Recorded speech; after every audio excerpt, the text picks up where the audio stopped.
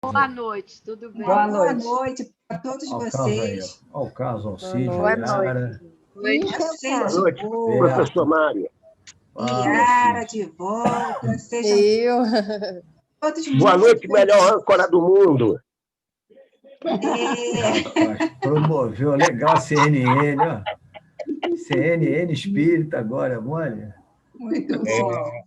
Adriana é a melhor âncora do mundo. Isso aí. Vamos para a nossa leitura do Minuto de Sabedoria. A página de hoje diz: não transforme sua prece em peditório insistente. O Pai sabe aquilo de que necessitamos, mesmo antes de pedirmos. Quando quiser alguma coisa para si, peça-o também para os outros, para todos os que estiverem nas mesmas condições. No momento da prece, evite o egoísmo.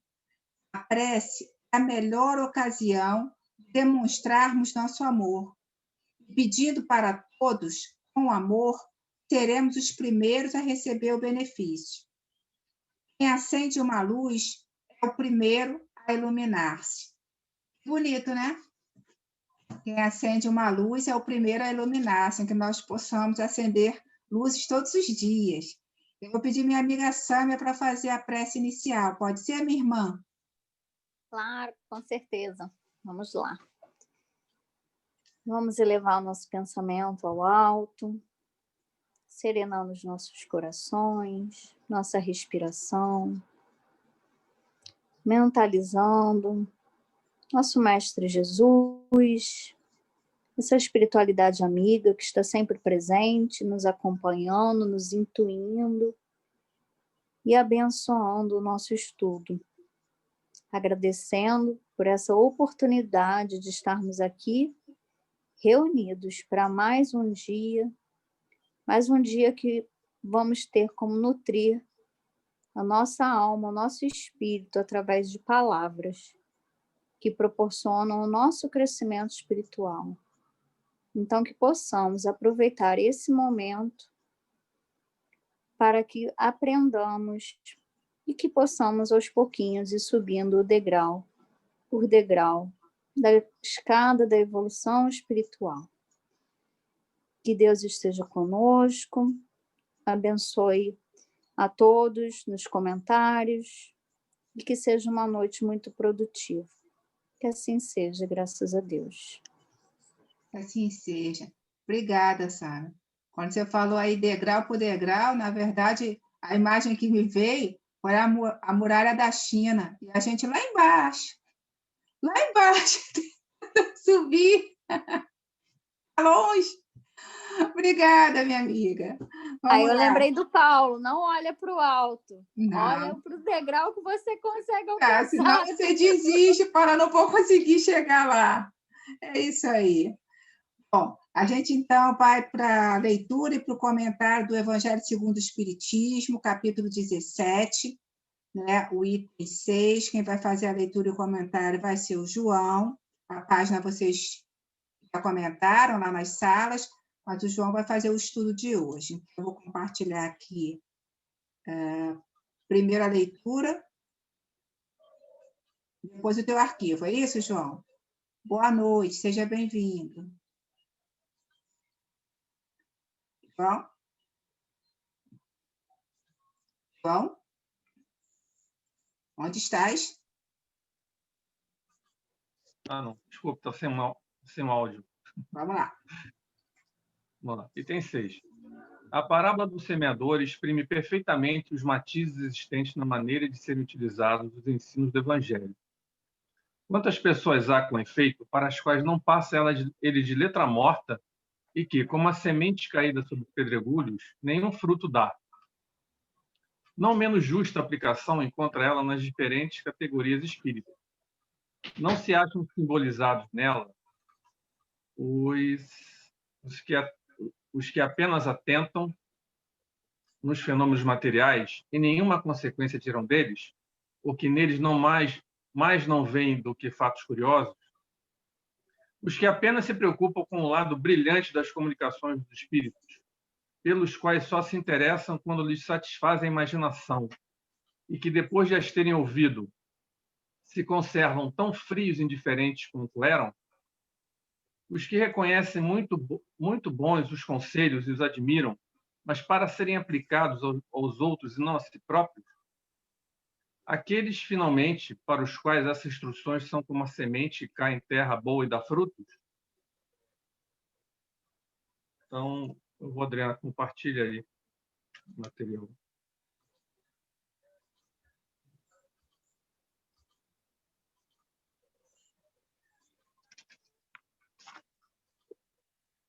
Na verdade, aqui já o item 6, né?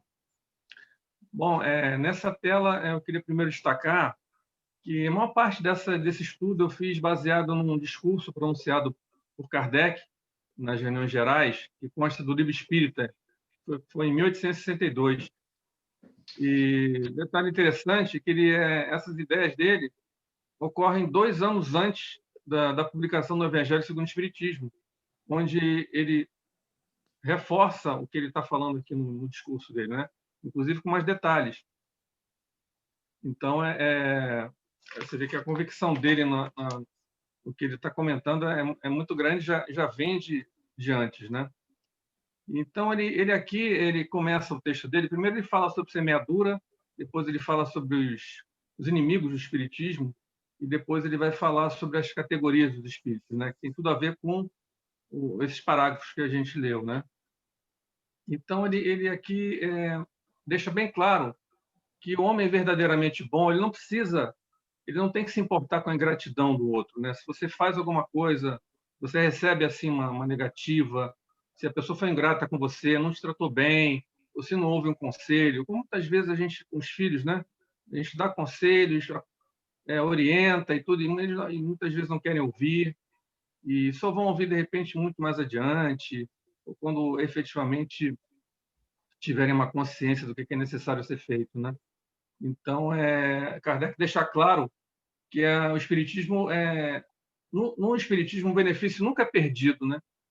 E você pode nessa encarnação não conseguir absorver aquela mensagem, aquele ensinamento, mas no futuro você pode conseguir, numa outra encarnação, você pode conseguir esse ganho, que isso fica em você, né? E a gente explica isso pelas reencarnações, né? Uma coisa que outras religiões não reconhecem, né? Então é muito importante fazer isso, independente se você vai ser ou não reconhecido. Fazer o bem, porque essa pessoa vai refletir, em algum momento ele vai mudar. Isso vai ficar nele, isso vai servir de lição para mais adiante, seja lá quando ele tiver essa capacidade de evoluir, vai gerar o benefício que a gente quer, né? E não importa se ele é ingrato ou não. Como ele diz, o homem verdadeiramente bom não se preocupa com a ingratidão alheia, ele faz o que tem que ser feito. Tá? Então, é isso, Helena. Pode mudar, por favor, a tela. E nesse texto, Kardec me parece assim, muito assim, impressionado, e ele vive um momento de muita contestação, né, dos seus adversários, seus inimigos. Né? Ele reconhece isso, mas de nenhuma forma ele perde o ânimo. Né? Pelo contrário, né?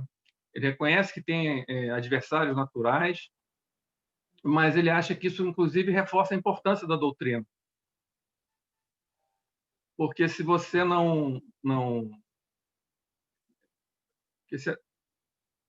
porque se a doutrina não voltando lá, porque a doutrina é fundamental para mostrar, ele tem convicção da doutrina. Então ele fala aqui: tenho adversários naturais nos inimigos do espiritismo. Não penseis que me lastime, longe disso. Quanto maior a animosidade deles, tanto mais ela comprova a importância que a doutrina assume aos seus olhos. Se fosse uma coisa sem consequência, uma dessas utopias que já nascem viáveis, não lhe prestaria atenção, nem a mim. Então, ele deixa bem claro que, se fosse uma coisa sem consequência, só uma letra morta não teria essa reação toda. Ele continua: não vedes escritos muito mais hostis que os meus quanto aos preconceitos, sem que, no entanto, diga uma única palavra? Dar-se-ia o mesmo com as doutrinas que procuro difundir, se permanecessem restritas às folhas de um livro. Então, eu achei muito significativo esse trecho, restrito às folhas de um livro, que ele mostra, ao mesmo tempo, que a doutrina espírita incomoda porque está ganhando adeptos naquela época, né? Está se desenvolvendo, as ideias estão tendo adesão. E também a gente pode interpretar, não que ele queira dizer isso necessariamente, mas que a doutrina espírita se baseia em atitudes, em ação, né? em mudança, em você fazer uma revolução interna, uma reforma íntima. E ela não seria o que é se fosse apenas uma folha escrita, né? Então, a doutrina tem esse conceito que é muito importante e que Kardec frisa bem. E por isso ela está tendo a importância devida. E ele, no final, faz uma frase também coloca uma frase bem impactante, até que eu diria, né? Que ele fala: mas o que pode parecer mais surpreendente é que eu tenho adversários, mesmo entre os adeptos do espiritismo. Ou seja, ele aqui vai demonstrar quem é e quem não é o verdadeiro espírita, né? Que é na tela seguinte, em que ele faz essa classificação, que inclusive consta no texto, mas aqui ele acho que ela coloca até de uma forma bem mais clara, né? Então ele fala: entre os que adotam as ideias espíritas, há, como bem sabeis, 3 categorias bem distintas. Os que creem pura e simplesmente nos fenômenos das manifestações, mas que não lhes deduzem nenhuma consequência moral, né? São aqueles que estão preocupados com os fenômenos, com a incorporação, né? Com psicografia, mas que não estão nem aí para o que ela quer dizer, né? Em termos de comportamento, em termos de base moral. Por outro lado, os que veem o lado moral, mas o aplicam aos outros e não a si próprios, né? É aquilo, né? Eu sou um espírita, eu frequento, eu recebo passo, eu escuto palestra, mas também não me modifico, né? Não procuro evoluir, né? Então, isso também acontece muito e a gente precisa combater isso, né? Então, esse não seria um espírito de verdade. E o terceiro grupo é o que a gente acha que está incluído, o que a gente pretende estar incluído, é aquele que diz que os que aceitam para si mesmo todas as consequências da doutrina, que praticam ou se esforçam por praticar a sua moral. Então, deixando bem claro aqui, né, vários de vocês já comentaram isso, me lembro com o Evaldo, o Mário, a doutrina não espera que a gente esteja próximo da perfeição. A doutrina quer que a gente se esforce para mudar, para praticar a moral de Cristo. Então, é muito importante, não está se exigindo nenhum absurdo da gente, está se exigindo que a gente se esforce. Quer dizer, então, isso é o mínimo para a gente se considerar um espírita verdadeiro. Como ele diz aqui: esses vós bem o sabeis, são os verdadeiros espíritas, os espíritas cristãos, que professam e praticam a moral cristã. E a gente aqui pode incluir um comentário, eu coloquei, sobre exemplos negativos, né, de quem conhece o lado moral e não aplica ou se desvirtua, né? Você vê um João de Deus que utiliza o nome de Deus em vão, né, que explora a fé alheia em benefício próprio, para enriquecer, para ter fama, enfim, e para outras barbaridades e mesmo crimes que ele cometeu, né? Então, isso também é muito complicado. É importante conhecer a doutrina também para fugir desse tipo de coisa, né? As pessoas às vezes se impressionam com fenômenos, mas fogem do real sentido da doutrina. Nesse caso aqui é muito mais grave. Um médium famoso, conhecido, que aí tem atitudes que se descamam até para o crime, né? Que é um exemplo absurdo, né? E como também tem o exemplo do Frederico Figner, né? De uma outra forma, né? Não dessa, é um espírito já a gente pode considerar como um espírito verdadeiro, mas que quando desencarnou, viu que ele não estava tão evoluído como ele pensava, né? Ele ficou até decepcionado quando viu que a filha e outros espíritos que ele se encontrou tinham mais luz que ele, né? Então ele verificou também que ele tinha aspectos de orgulho, vaidade, que outros espíritos reconheciam nele, né? E não gostavam dele até em função disso. Então é preciso muita humildade, né? Mesmo para quem se acha mais adiantado ou para quem se esforça, de entender que a gente tem muito para caminhar, que a régua do mundo espírita é muito maior que a nossa régua, né? Até um entendimento do que ser uma pessoa, um ser perfeito, ser um mundo perfeito, a gente não tem nem noção. Então, é preciso muita humildade, entender que a gente está sempre na caminhada, por mais que a gente conheça, por mais que a gente tente praticar o bem, a caridade, né? Eu acho essa mensagem. Bom, então, aqui seria o verdadeiro espírita, né? Resumindo, né? O que Kardec pergunta? Ora, o que reza essa moral, né? Aqui é só um resumo do que a gente já sabe, mas é que ele repete aqui no texto, né?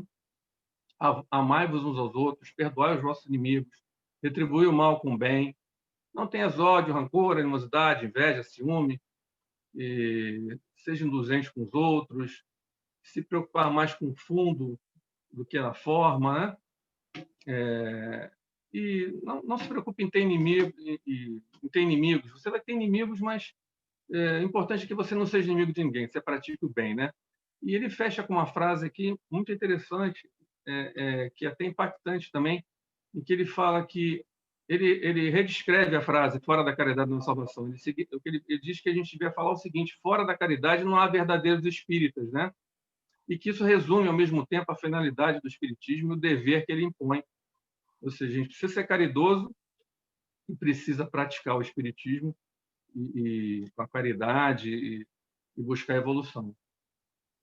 Bom, para fechar, eu queria fazer uma lembrança em relação à importância de semear com acolhimento, esclarecimento e exemplo. Dando exemplo no estudo do acolhimento que é feito lá no Cefat, que eu participei, e ficou muito marcado isso, e eu acho que é importante, independente do formato, as casas espíritas fazerem isso, porque o impacto é muito positivo, né? Você esclarece a quem está chegando na casa no primeiro momento os princípios básicos da doutrina, né? Deus existe, imortalidade da alma, comunicabilidade dos espíritos, os espíritos, pluralidade de existências, de mundos, isso a gente sabe, né? Mas, e ao mesmo tempo, isso vem junto com a base, né? Com a moral cristã, e deixar claro para quem procura a casa espírita que ele só vai ter a cura mesmo tendo a reforma íntima. Ele pode ter uma ajuda, ele pode ter um apoio, mas que ele precisa se transformar. Então, eu tenho ótimas lembranças. Acho que muita gente viveu momentos muito legais, o Adriano, o Roberto passando para a gente ensinamentos, e a gente vivendo uma conversa informal mesmo, né? E de muito aprendizado, e muito carinho, muita verdade. Eu acho muito importante. E para fechar a questão do exemplo, para mim o exemplo é uma das forças maiores que a gente tem para a transformação. E lá na Casa Espírita a gente vê o exemplo que vai de qualquer colaborador até a dirigência da casa. Ninguém escolhe tarefa. Tudo é feito com muito amor, com muita sinceridade, com muita humildade. Então, esse exemplo que tem na direção da casa, para mim, é sensacional. É um exemplo para a vida toda. Então, agradeço a oportunidade. Vou abrir os amigos. Desculpe eu ter ultrapassado um pouquinho o tempo. Muito bom, João. A tua pesquisa, o estudo que você trouxe sobre esse livro que Kardec fez, né? Entre o Livro dos Espíritos, o Livro dos Médiuns e o Evangelho, né? Em 1862, a partir de viagens que ele fez pela França. Ele tem muitas considerações interessantes. E obrigada por relembrar. E os 5 princípios básicos, que eu e Roberto, a gente só faltava colocar na parede, vocês estudavam e lembravam disso em todo encontro, né, nos sábados. Muito legal. Agradeço aí pelo teu estudo e passo para a primeira sala, né, pelo primeiro grupo de trabalho, que foi o grupo Ivone Pereira, ficou com o Alcides, com o Carlos e com a Regina. Quem vai falar pelo grupo? Bem-vindos. É o Carlos. Vou falar. Vamos lá, amigo. Rapidinho. 2 minutos, vamos lá. A gente, das considerações que nós tivemos, né, até Alcides discordou de mim, mas eu, assim, considero que a humanidade, mesmo naquelas dificuldades que nós, quando temos o conhecimento da doutrina, né, do Evangelho, muitas vezes somos rochas. A maioria de nós é rocha. Quando adentra e quando você, né, vê, somente lê com letra morta, mas aquilo não penetra o seu coração. Mas eu ainda falo que com o tempo... Né, com o tempo a gente vai evoluindo, né, e vai modificando. Foi o que eu falei hoje lá no Cefat, né? A humanidade já avançou, já melhorou a sua condição moral, já melhorou a sua condição de espíritos, né? E o bem pode não parecer, mas ele já é maioria no planeta. O que a gente vê por aí fora são realmente a gritaria daqueles que ainda são ignorantes, suplicando o socorro, o amparo. E essa palavra que eu falo muitas vezes choca, mas é porque eu vejo o lado positivo da humanidade. O olhar de Jesus, o olhar de Chico, de Eurípides, que observa a potência do espírito em cada um de nós. Não importa, é como o João falou, ele recebe hoje a sementinha, ele pode não aflorar a planta, mas na próxima reencarnação aquilo vai aflorar. A Vila Sapê, eu falo isso porque na Vila Sapê nós temos vários exemplos lá, de vários companheiros que erraram e depois foram na mesa de única agradecer o ensinamento que receberam. Esse espírito vai reencarnar diferente. Ele praticou mal, mas ele tinha conhecimento. Quando ele reencarnar, ele vai ser outro espírito, vai avançar, vai evoluir. Então, a humanidade vai melhorando, vai modificando. Modificando. Estamos nos transformando, né, meu amigo? Com certeza. É isso aí. Muito obrigada, Carlos, pelo teu comentário aí, pelo teu grupo. A gente passa para o grupo Meimei, ficou com a Eliane, com o próprio João e o Mário. Quem vai falar pelo grupo? Bem-vindos. Quem vai falar? Oi. Oi, Mário, bem-vindo. Não deu tempo, mas vou falar aqui porque a Eliane também está sendo escalada direto, né? Está tomando uma dose maciça aí. Mas vocês percebam a situação que é a questão do semeador, né? Muitos espíritas acham que é privilégio ser espírita, que vai ter privilégios na vida terrestre ou na vida espiritual. Acha também que vai conseguir ter um status, né?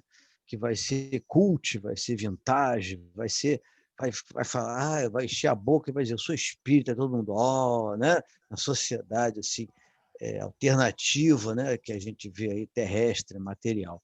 Enquanto que não é nada disso, não é nada disso. O importante é você ser uma boa pessoa.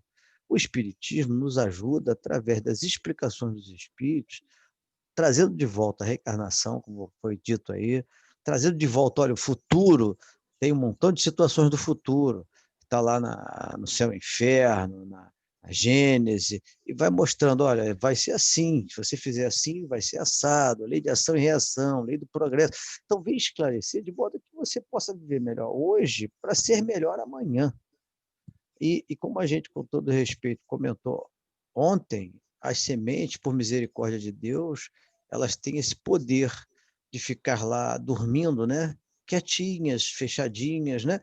Mesmo na pedra e nos espinhos, esperando, né? Que nós, naquele momento, falamos, engraçado, eu já ouvi falar nisso, eu já percebi isso numa palestra, num atendimento, numa conversa, num livro, num estudo, e aquilo volta para você de modo que você possa utilizar a misericórdia de Deus. Logicamente que a parábola do semeador foi proporcional à época de Jesus, mas com a interpretação espírita e com a ciência que trata das sementes, nós podemos muito bem colocar a misericórdia e estender essa semente para o futuro. Então, que os espíritas não tenham dúvida, não, que eles não estão com essa bola toda, nem médium, nem sem médium, nada disso. A gente tem que fazer o que puder para ser uma pessoa melhor. E o Evangelho, o Espiritismo é o meio de chegar a isso. Que bom que a gente vai se esclarecendo a cada estudo e fazendo com que realmente essa ideal espírita se consolide dentro de nós, né? Faça o bem pelo bem e esquece o que vai acontecer. Isso aí, Mário, obrigada. Emmanuel, o grupo Emmanuel ficou com a Yara, com a Inês e com a Leila. Inês já liberou o telefone, boa noite. Sou eu, boa noite.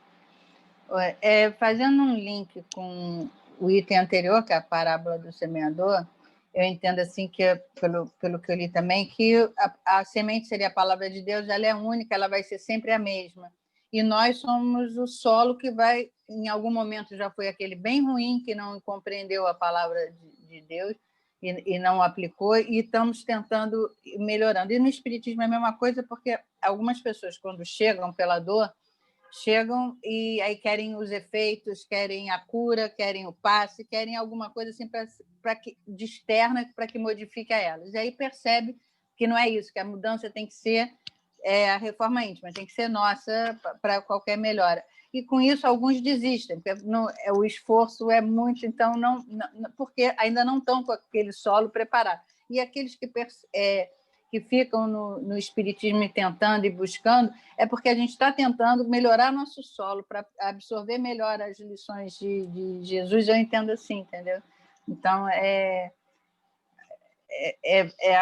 em cada momento, nós já fomos o solo ruim, estamos no solo mais ou menos, são etapas da evolução, eu acho, o solo. Perfeito, né? Essa mudança é de dentro para fora, né? Não tem jeito. Ao externo, aquela coisa bonita, de falar bonito, de... A semente é a mesma. A gente é o solo que vai tendo que a gente vai tendo que modificar o nosso solo para absorver melhor essa palavra de Deus. Perfeito. Muito bom. Obrigada, Inês, por falar pelo teu grupo. A gente passa para Herculano Pires, ficou com a Marília, Sâmia e Marlúcia. Bem-vindas. Quem vai falar? Sou eu, gente. Boa noite. Boa noite. Bom, como a Inês falou, né? Essa semente são os ensinamentos, né? A palavra são os ensinamentos de Jesus aí. Deus através de Jesus. Então, o que a gente concluiu, o grupo concluiu? A diferença é que nem todos têm condições, têm a capacidade de compreensão. Cada um é um indivíduo, né? Que está associado a valores mais intelectuais de cada um, né? O receber essa semente e entender. Isso se dá também devido à variedade desses espíritos encarnados na Terra, uns mais adiantados que outros. E eu até citei Chico Xavier. O que semeasse ali daria bons frutos, né? Chico é assim um exemplo que o que semeasse ali ia ser maravilhoso. A mesma coisa em relação aos espíritas e aos espiritualistas, né? São seres em graus diferentes de evolução. Uns ainda necessitam de fenômenos materiais, outros das comunicações que admiram, mas somente naquele momento, pôr em prática os ensinados, ou quando querem aplicar somente para os outros. É o que vem, né, o texto. E outros, a semeadura é tão fértil que, quando eles desencarnam, eles encarnam com luz, já com uma luz, né? Já tem uma luz. E aí eu também citei que na minha família existem pessoas que adoram os espíritos, falar com preto velho, com caboclo. Mas se falar em livro, não, o livro foi escrito pelo homem, não acredito. Então, uma psicografia, não acredito. Então, eu acho que é a evolução de cada um, aceitar cada um vai aceitar de um jeito, né? Para mim, é o que eu disse, a Sam é a mesma coisa. Quando nós lemos os livros, nós ficamos maravilhados, aquilo caiu, encaixou direitinho, né? Outros não encaixa, não dá. Então, acho que realmente é o grau que cada um está, e a gente tem que respeitar isso, né? Certo. É só isso. Obrigada, Marília, pelo comentário que você fez e por trazer, né, o que o grupo estudou junto aí. Muito bom. E a gente vai para o último grupo de trabalho. A Bezerra de Menezes ficou com Olívia, Roberto e Zé. Bem-vindos, amigos. Quem vai falar? Eu. Boa noite. Boa noite, amiga. Nós falamos que essa parábola ela é muito emblemática, porque ela fala de Deus falando com a humanidade e como a humanidade se comporta, em última análise. Porque, dependendo da evolução espiritual, da disciplina, da coragem de cada um de nós, é que vamos aceitar, entender ou praticar o que Jesus vivenciou. Porque ele falou alguma coisa, mas o exemplo que ele deu fala sempre tudo. Ele praticou o evangelho. E mesmo assim, nós, muitas vezes, ainda não entendemos. E muita gente nem acredita. Ou pensa que acredita. Então, vai depender muito da evolução, de novo, da evolução e a pessoa se predispor a aceitar, se educar espiritualmente. E educação, gente, é difícil. Você é professora, Adriana, e acho que acabamos, muitas tem pais também no grupo, e aquilo que acho que foi o João até que falou, a educação está ligada a gente pode até querer passar algum conhecimento, algum ensinamento, até através dos nossos próprios exemplos, mas o outro vai aceitar quando ele quiser, quando ele puder. E esse ensinamento maior é Deus que nos dá, porque ele nunca desiste de nós, não é mesmo? E foi isso que nós Nós falamos, e eu concordo com uma coisa que o Carlos falou, Carlos. Eu também acho que a humanidade está se melhorando. É lógico que o bem sempre foi muito discreto e o mal muito mais escandaloso, mas existem, de uma forma anônima, vários movimentos de melhoria, de reflexões, e isso é uma coisa bacana também, não é? Aí. Foi o que eu e o Roberto falamos. Muito bom. O Zé caiu na internet dele na hora ou ele participou com vocês? Ele está aqui, o Zé. Quietinho, mas está aqui. Caiu na hora. Tá tranquilo. Eu não vi você, eu não vi o Zé, desculpa, eu não vi, só vi o Roberto. A Roberto, a gente só terminou os dois. Mas ele aqui, ele ouviu tudo. Muito obrigada ao João pelo estudo que fez, pela pesquisa que apresentou para a gente, a todos os grupos que participaram, que estudaram antes e que comentaram essa parte importante do Evangelho. E vou pedir a Yara, pode ser, Yara, para fazer a nossa prece final, amiga?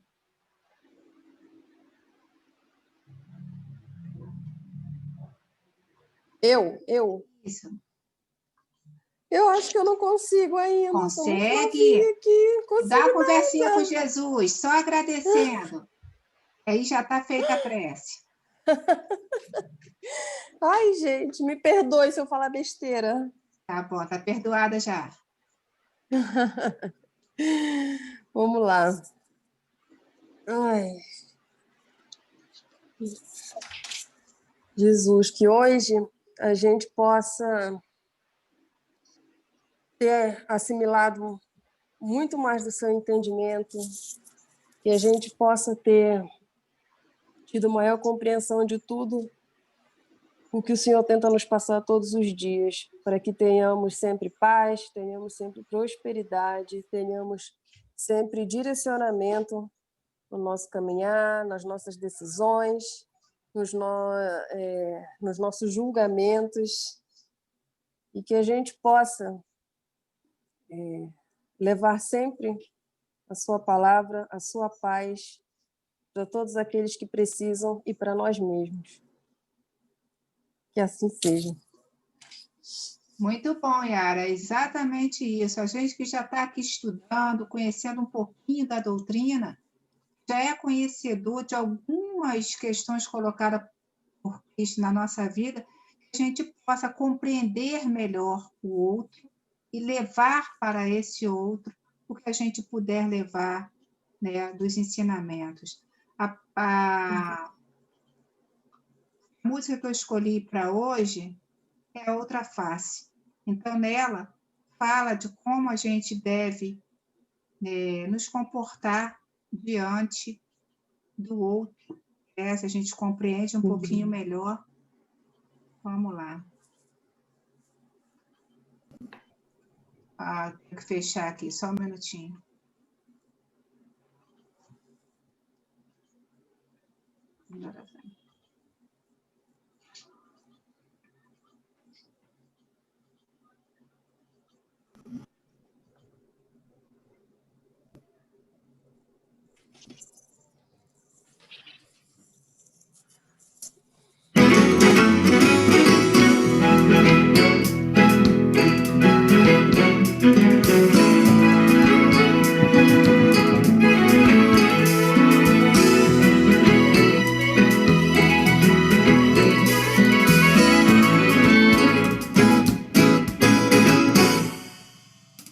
Diante do outro que me incomoda, sou chamada de um jeito diferente. Apesar da vontade de ficar distante, ou então de ferir como quem se defende. É preciso mostrar a outra face e acabar com o disfarce de todo sofrer. Pois no amargo das dores, há atos que imploram socorro de quem já consegue entender.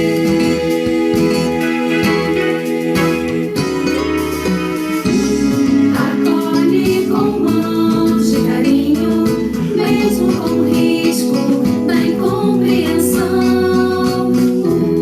Educar o próprio sentimento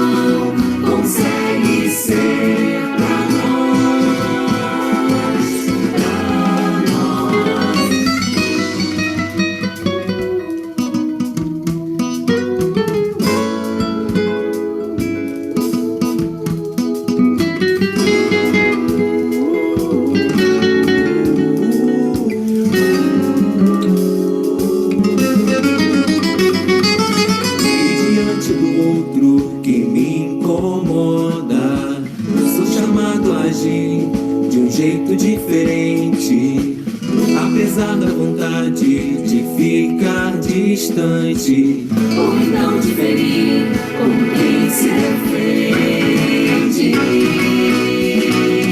É preciso notar que a outra face é bem mais que o disfarce, bem mais que o sofrer.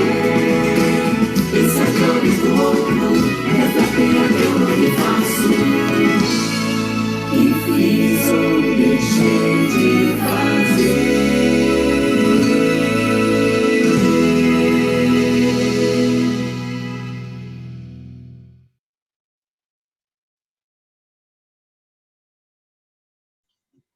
É isso aí, minha gente. Essa música é muito bonita e o vídeo é bonito, né? Vocês possam aproveitar bastante, rever o nosso estudo lá no YouTube, ouvir essa música novamente e entender a importância da outra face. Muito obrigada a todos que participaram, um beijo no coração e uma excelente noite. Até amanhã, se Deus quiser. Até amanhã, boa noite. Boa noite. Pessoal. Tchau, boa noite. Boa noite a todos aí. Tchau, tchau. Fique com Deus. Com Deus. Boa noite. Boa noite a todos. Boa noite, Sonaí. Até amanhã. Obrigado pelas lições. Estou aguardando a novidade aí. Chega aí. Oi?